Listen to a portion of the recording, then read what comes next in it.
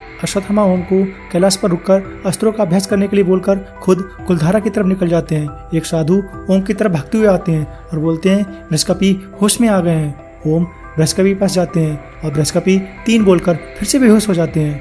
उधर परशुराम ओम की मेमोरी में कृपाचार्य को ढूंढ लेते हैं। वो एक झोपड़ी में कैदी बने हुए थे। परशुराम कृपाचार्य को छुड़ा लेते हैं।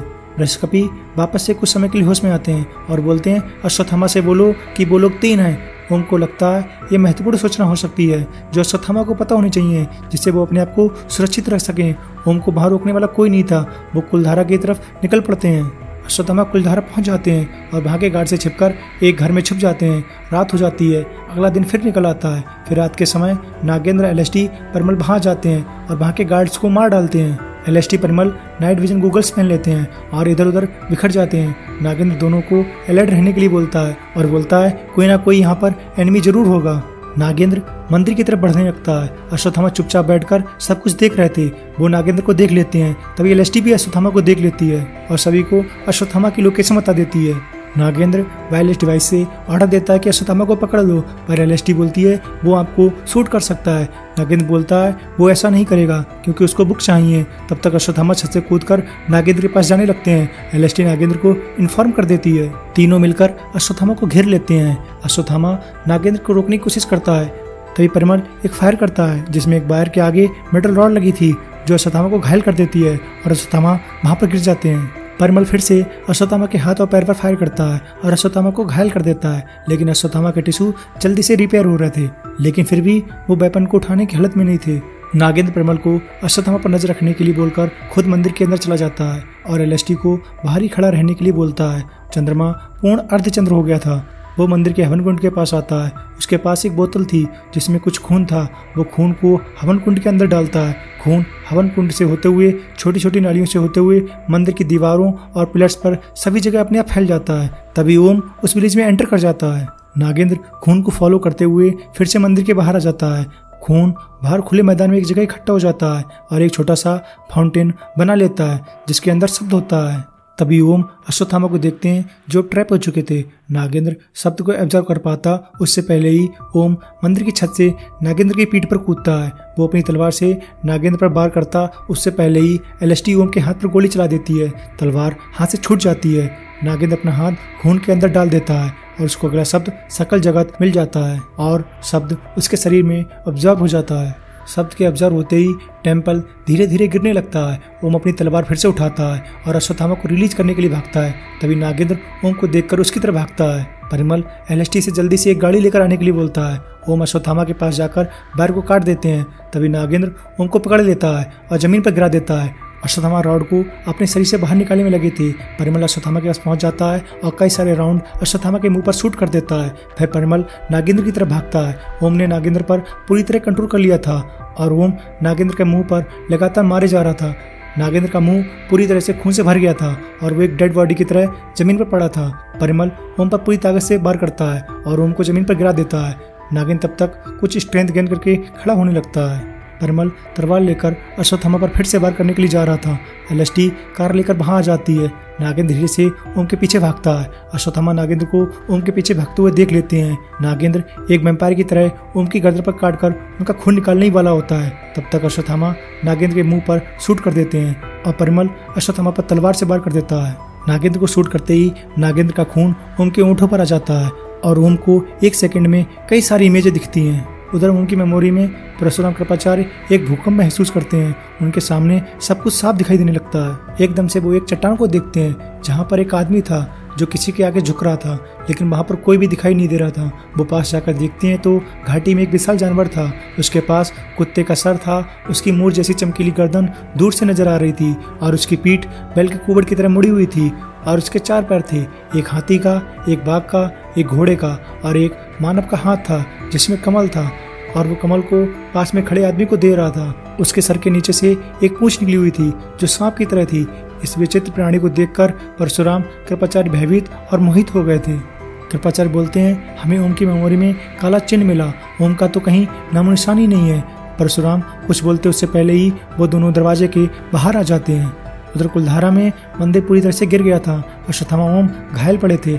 एलएसटी वहाँ आती है और नागेंद्र की बॉडी उठाती है और परिमल के साथ गाड़ी से वहाँ से निकल जाती है। उनके जाने के बाद ओम उठता है और सीधे चलने लगता है। कुछ देर बाद अश्वत्थामा ठीक हो जाते हैं, लेकिन अब वहाँ कोई भी नहीं था। अश्वत्थामा ने ओम को जिधर जाते हुए देखा था उधर चले जाते हैं। कुछ दूरी पर ओम मिल जाता है जो चुपचाप खड़ा था। अश्वत्थामा जैसे ही ओम के पास पहुंचते हैं, ओम बेहोश होकर जमीन पर गिर जाता है। अश्वत्थामा ओम को उठाते हैं और वहां से चले जाते हैं। एलएसटी नागेंद्र की बॉडी लेकर सबमरीन में आ जाती है। एलएसटी नागेंद्र की बॉडी को लेकर रिस्ट्रिक्टेड चैम्बर की तरफ जाती है और परिमल को दरवाजा खोलने के लिए बोलती है। जैसे ही दरवाजा ओपन होता है, उन दोनों की नाक कान से खून निकलने लगता है। अंदर से 8 फीट लंबा आदमी निकलता है जिसकी आंखें काफी भयानक थीं। उसके सफेद बाल थे, दाढ़ी काफी लंबी थी। वो नागेंद्र के शरीर को देखता है, फिर परिमल की आंखों में झांककर कुलधारा में जो कुछ हुआ था सब कुछ देख लेता है। वो सभी उस चैम्बर के अंदर चले जाते हैं। परिमल अंदर चैम्बर में काफी कुछ देखता है। उसे वहाँ बहुत सारी तस्वीरें दिखाई देती हैं जो उसके घर पर लगी थी, सिर्फ एक तस्वीर को छोड़कर। उस तस्वीर में परिमल के पिता के साथ एक केयरटेकर था जो खुद नागेंद्र था। वहाँ परिमल के मन में काफी सारे प्रश्न चल रहे थे, लेकिन एलएसटी बिल्कुल शांत थी, जैसे कि उसे ये सब कुछ पहले से पता हो। परिमल एलएसटी से कुछ पूछता उससे पहले ही वो आदमी उससे बोलता है, लतिका तुमको पता है तुमको क्या करना चाहिए। एलएसटी परिमल के साथ चैम्बर से बाहर आ जाती है। परिमल एलएसटी से पूछता है, यह आदमी कौन है। यही प्रश्न मिस बत्रा पृथ्वी से पूछती हैं। पृथ्वी वही उत्तर देता है जो एलएसटी ने पृथ्वी से कहा, ये श्री शुक्राचार्य हैं। तब पता चलता है कि नागेंद्र शुक्राचार्य से सतयुग में मिला था। उससे पहले नागेंद्र ने ओम के मृत शरीर को धन्वंतरी को सौंपा था, जिससे वो मृत्युंजय बना था। परिमल के मन में कई सारे प्रश्न चल रहे थे, पर एलएसटी बोलती है, पूर्ण चंद्रमा होने से पहले हमें ओम के ब्लड को लेकर आना होगा, जिससे नागेंद्र को बचाया जा सके।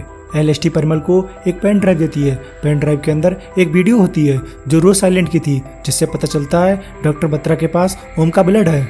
एलएसटी बताती है, तुम पूछते थे कि क्यों हम ओम के ब्लड के बजाय शब्दों को ढूंढ रहे हैं, क्योंकि मैं डॉक्टर बत्रा को ढूंढ रही थी।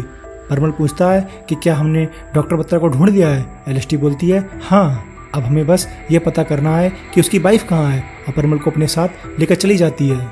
एलएसटी परिमल को एक बोर्ड दिखाती है जो डॉक्टर बत्रा को लेकर आ रही थी। परिमल एलएसटी से सब कुछ बताने के लिए बोलता है। तब एलएसटी बताती है, तुम्हारे पूर्वजों के पास जो पालतू थे, क्या तुम्हें उन सबके नाम पता है। परिमल बोलता है, कुछ के। तब एलएसटी बोलती है, मुझे सभी के नाम पता है, क्योंकि जितनी भी पालतू तस्वीरों में हैं वो सभी मैं हूँ। मैं बादल थी जब तुम्हारे साथ खेला करती थी। मेरी मौत के बाद शुभेंद्र ने मेरा अंतिम संस्कार करा। उन्होंने मेरे शरीर को सेफ रखा जो नागेंद्र खा लिया करते थे। सभी तस्वीरों में केयरटेकर हैं वो नागेंद्र ही है, लेकिन वो तुम्हारे पूर्वजों का नौकर नहीं है। जो पीछे दिखाई दे रहा है वो 2 पालतुओं का मालिक है, एक जो अपनी बॉडी चेंज करता है और एक जो अपनी आत्मा चेंज करता है। एक तुम हो और एक मैं हूँ। तुमने जो लोपाक्ष सरपूती की स्टोरी बताई थी जिसमें वो नागेंद्र से मिले थे और नागेंद्र के पास जो एक शेर था वह मैं ही थी। मालती, कार्क, क्रूप सभी मैं थी। लोपाक्ष के शरीर प्राप्त करने से लेकर अभी तक मुझे सब कुछ याद है। आगे कुछ पता चलता उससे पहले ही डॉक्टर बत्रा को बंदी बनाकर वहां ले आया गया। डॉक्टर बत्रा बोलते हैं, तुम मुझे मार डालो पर मैं अपनी वाइफ के बारे में कुछ भी नहीं बताऊंगा। एलएसटी बोलती है, हमें तुम्हारी वाइफ नहीं चाहिए, सिर्फ खून चाहिए। अगर तुमने हमें नहीं बताया तो जब तुम्हारी वाइफ हमें मिलेगी तो मैं उसे इतना दर्द दूंगी कि वो मरने के लिए तरसेगी, पर मैं उसे मरने नहीं दूंगी।